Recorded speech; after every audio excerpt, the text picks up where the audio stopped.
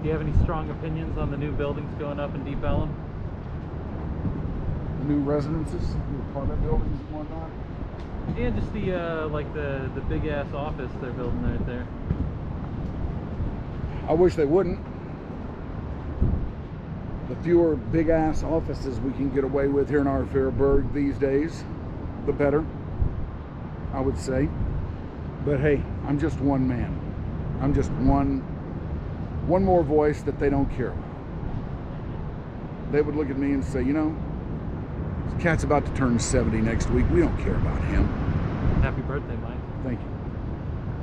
He's only got 10 years tops left on the planet. Let's not worry about him. Let's worry about somebody else.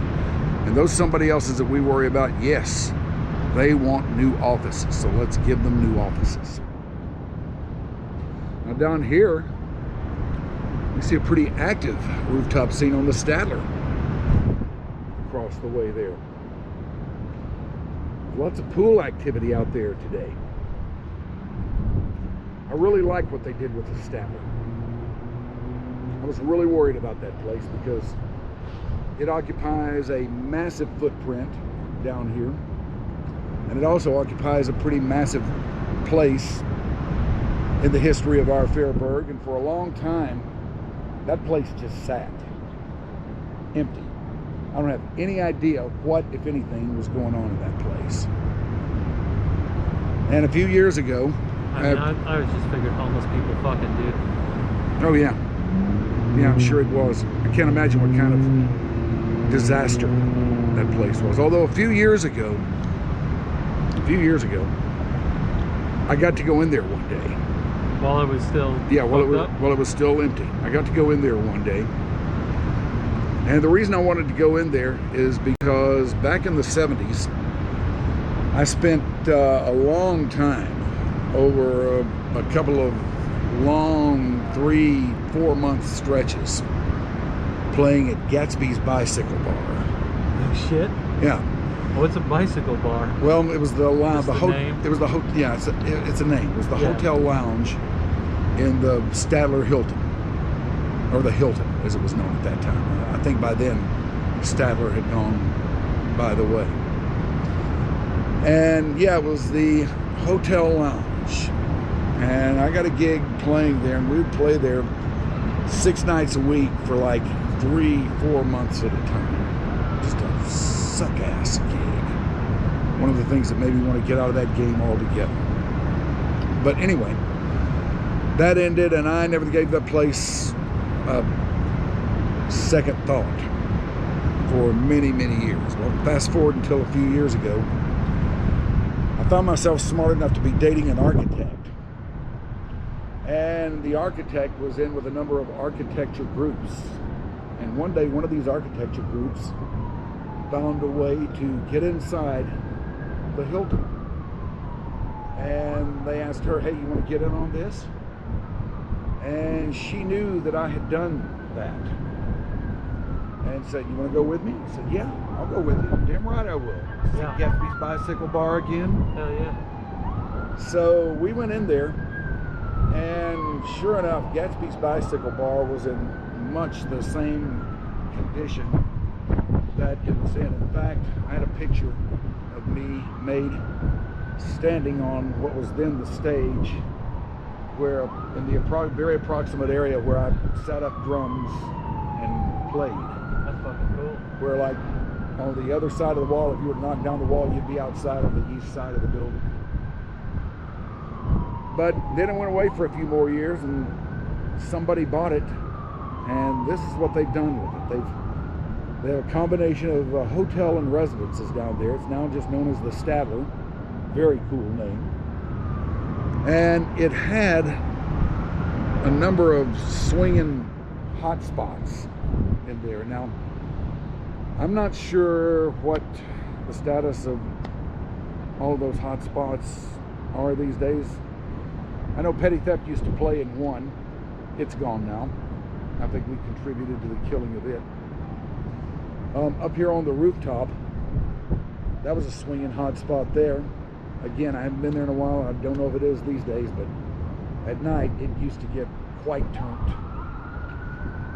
And yeah, the Statler looks like it's doing pretty well, although between those two things and their restaurant scene on the ground floor, I don't think they quite have all of those things in hand yet, but I'm keeping my fingers crossed for the Statler. We need the Statler down here. We need it in the state that it's in now because it does add something. What is the space that was Gatsby's called now? It used to be Scout, Okay. which is the room where Petty Theft played. So I was playing in the same place that I'd played all those years ago. Fuck yeah, man. Crazy. Over here is the old Dallas City Hall. It has since been taken over by the University of North Texas Law School, as has a number of these buildings down here. And I don't know what the situation is with their movement inside there. I don't know if that's completed or what, but I know that it has been underway.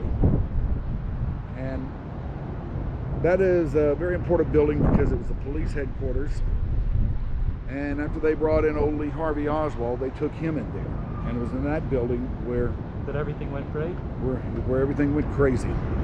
They protected him well. He stood trial. That's right. The American system prevailed. Yeah, where they found a guy who would kill him, and they made sure he was in there and in the right place at the right time. They could have stopped that, you know, easily, just by keeping him out of there. It's the police fucking headquarters, I would think so. Well, they could have. They didn't. So you draw your own conclusions from that. I know I certainly draw mine. Not too long ago, when it was about to become the North Texas Law School, a friend of ours who used to do media relations for the Saints is now doing the same for the North Texas Law School. And he rang me up one day and said, "Hey, would you like to go in there and take a look around?" I said, "Hell yeah, I will." And so I did, and they took me down to the place where Lee Harvey Oswald spent his last night, and I have a picture of me inside that jail cell. Fuck, dude, that's cool. Yeah, where Lee Harvey spent his last night and his last hours. You see the Cotton Bowl standing stately off in the distance. I think it's really neat that I can go up on the deck of my building, and there off in the distance to the southeast is the Cotton Bowl. It's especially neat to do that on Texas OU Day because I'm never at the game. I wouldn't go to the game, but I like to go up there and take a look around. Think, man, that thing that I'm watching on TV is going on right there. Fuck yeah. Just a stone's throw away from me. How many have you been to? 2, I believe. Both of them a while ago, I would imagine. One within recent times, and another back in the 70s. It seems like I got real stoned before I went to the one in the 70s and left about midway through the second quarter. All right. Yeah. Let's see. But yeah, they don't have a lot of other stuff up pertinent to the fair right now. What do you They're taking the Texas Star down. Of course, the Comet, long gone, so missed. Do you remember the first time you went to the fair? I don't know if I remember the first time I went to the fair, but I sure remember many trips there. It's nothing like it. That's definitely an annual thing as a kid? Yeah, pretty much. I mean, in school they gave us a whole day off so we could go to the fair. There was a fair day. And they gave us a whole day off so we could go out there and screw around at the fair. Pretty noble, pretty generous of them, I thought. I guess they figured that truancy was going to be an issue, so they just headed off at the pass. But yeah, the fair was a lot of fun. Saw a lot of things at the fair that I've never been exposed to before, such as rock and roll burlesque, as they call it. Where they would have a tent where you could go inside, and I don't know what happened to it because I never went. I think I was too young. But to seduce you, they would have a couple of black ladies dressed in very slinky, somewhat revealing dresses. And they would have them dressing provocatively. and giving me, the 11, 12, 13-year-old kid, come hither looks. And the guy up there will be going, rock and roll burlesque inside, 50 cents, or whatever. That's what he called it. I think you missed out not going in. I think I did, but I was too docile a kid. I was too shy a kid. I figured once I went in there, I'd either get beat up or thrown out. Worth it. Yeah, would have been a better story for sure. I don't think I had much appreciation for story back then. Had I known then what I know now, where things were going to take me, things might have been different. Well, here we are atop the tower of the friendly Mercantile, and we are looking south right now.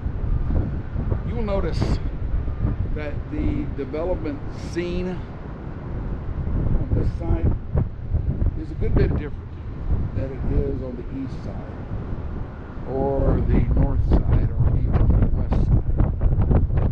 But out there, you have our biggest natural resource, the Trinity River, with which something could be done, but nobody's ever figured out what.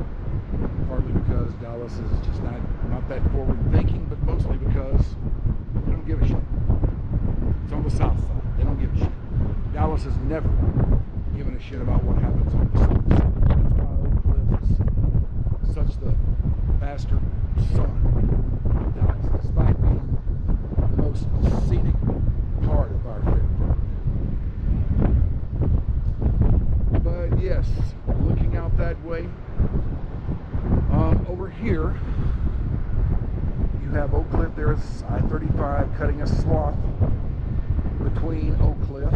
I don't know if you can call that West Oak Cliff. West Oak Cliff probably is way on out there. I don't know if I'd call what bumps up against 35 West Oak Cliff, but now you have Bishop Arts over there. You have Kessler Park, both very, very nice areas. And beyond that, there aren't a whole lot of nice areas in Oak Cliff. There are a few small pockets, but you have to know where those are. And then on this side of I-35, well, that's where shit gets real. Because there you have the area where East Dallas, where Oak Cliff bumps up against sunny South Dallas, out there.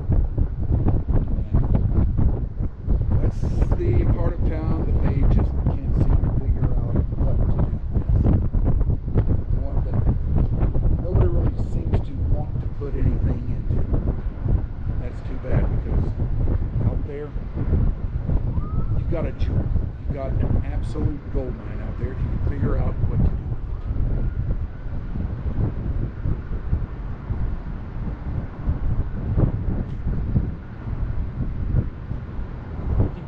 Place for many more years to come? Man, I don't know. You ever think about going back to the becoming an Oak Cliff resident again? I don't know. Just in my mind, you have such ownership of it, but like you haven't lived there for a very long time. I mean, whatever. I know. I haven't. But when you think about it, I've spent probably as much of my life there as I have out of it. And that's where my roots are, and I still have very vivid memories of the way things used to be. But I don't know, things are just better over here. For whatever reason, things are better over here than they are over there, for me anyway. And I doubt very seriously that I'll go back there, but you never say that. It's a very dangerous word, you see. It's one you should try not to use. Because all it does is hem you in. You don't want that. You don't want to be painted into a corner. There's the south side on Lamar. That's a home for you. Yeah, spent a year there. It was a good year. Liked it there. Liked it a lot there. What's your bit about the elevator shaft or whatever? The elevator shaft at the south side of Lamar? Yeah, didn't you like have a special room in your apartment? It used to be like where they bring up the Oh, dogs? yeah. At the south side on Lamar, there is there's an elevator. It used to be a Sears store. And there was an elevator that's like right in the middle of the building. And it just so happened that my apartment contained part of that elevator shaft. And the elevator shaft has been cleared out now. As you walked in, you would see a couple of entryways, on side-by-side entryways where the elevators used to stop. And they put a concrete floor in there, and it made a really nice little den and reading room. I really used to like that place. There was a lot to like about my place. But I decided harder downtown was where I needed to be. I came down here looking one day, and I was seduced by Wilson. Pretty fucking cool building. Yeah, it is. That place is awesome. It is. A lot to like about it. Now down there is the closest thing we have to the Astrodome, JC. What's that? Right down there. That's the Dallas Convention Center. You see it? I do. Yeah. Like I said, it's the closest thing we have to the Astrodome. It was the biggest room that we had in the area for a long time. If anything big was happening, there's a big concert or a big show or big this or big that coming through here, that's where they played. Like maybe if the Beatles were going to play, Mike. That's where the Beatles did play. Right there. Surely a rock and roll fan such as yourself wouldn't miss that. But I did. Fool that I am, I did. Despite the fact that I had a free ticket held up by my mother, by my sainted mother, just waiting for me to come over there and grab and say, okay, I'll go. But no. I had to go to the Kimball Hillcrest game that night, despite the fact that I was not even a student at Kimball. I was in junior high. I mean, what was going to happen for me there? Nothing. But I thought surely that was the night where I was going to hook up with some girl. It didn't happen. They probably had girls at the Beatles concert. Yeah, they probably did. Would have been the better play. Megan's mom went to that Beatles concert, you know? She's about your age. Yeah. Maybe you guys would have really hit it off. Maybe we My would have. father-in-law. Maybe we would have. Well, she made the right call. I did not. She had a situation where I think that it was that same tour when they played Houston. It might have been a couple years later, but the Beatles played in Houston, and her mom paid like $10 or something to put her on a bus. Like it was some group that just wanted to go to the Beatles concert. So like, but it was kids, you know, like 12-year-olds, just loading onto this bus by themselves unaccompanied, drive down to Houston, see the Beatles, and then drive back. Did you ever do any shit like that? No, never did any stuff like that. I was nowhere near that precocious. Like I couldn't imagine my parents just being like, yeah, get on the fucking rock concert bus, go 3 hours away, who gives a shit? Mine would have never gone for that. And I was too retiring and unprecocious a kid to even broach the matter. Now that is also where we had our first swim with professional basketball here in our field. Oh yeah? They played there? Dallas Chaparrals played there. Now they played some up at Chip Moody Coliseum, Yeah. but they also That makes more sense. they also played there. I can't even imagine them playing a basketball court. Oh yeah. Oh yeah, they did. There are pictures of it out there on the internet, GC. You don't find it. I think I will. You know about the internet, don't you? You heard of it? Yeah, man, I'm on there all the time. But yes, that's where we harbored professional basketball. And like I say, anything big in our Fairburg happened there. Like whenever there was any political gatherings or anything like that, that's where they all took place.